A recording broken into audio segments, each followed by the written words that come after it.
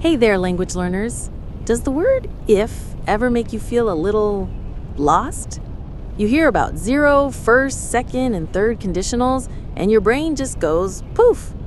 Well, don't worry. In the next 5 minutes, we're going to make English conditionals simple. I promise. First, let's erase the confusion. At its heart, every conditional sentence is just a simple cause and effect statement. It has two parts: the if clause, which is the condition, and the result clause, which is what happens. Think of it like a domino effect. If this first domino falls, then this second one will fall. All right, let's start with the easiest one, the zero conditional. We use this for facts, things that are 100% true every single time. Think scientific rules or general truths. The formula is simple: if plus the present simple verb and another present simple verb in the result clause. For example, if you heat water to 100 degrees Celsius, it boils. It's a fact. It always happens. That's the zero conditional. Now let's move from facts to the future. This is the first conditional. We use this for a real and possible situation in the future. It's not a 100% fact, but it's likely. The formula changes a little. If plus present simple, but the result is will plus the verb. For example, if it rains tomorrow, I will take an umbrella. Is it guaranteed to rain? No, but it's a real possibility and I'm planning for it. Okay, time to get dreamy. Welcome to the second conditional. We use this to talk about unreal, unlikely, or imaginary situations in the present or future. The formula takes a step back into the past. If plus past simple, and the result is would plus the verb.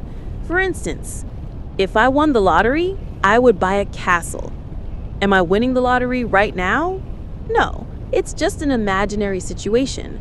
Notice we use the past tense won to show that it's not real. Last stop, the third conditional. This one is all about the past. We use it to talk about an unreal situation in the past and its unreal result. It's often used to express regret. The formula is the most complex, but it makes sense. If plus had plus the past participle, and the result is would have plus the past participle. For example, if I had studied harder, I would have passed the exam. Did I study hard? No. Did I pass? No. We're looking back at the past and imagining a different outcome that is now impossible.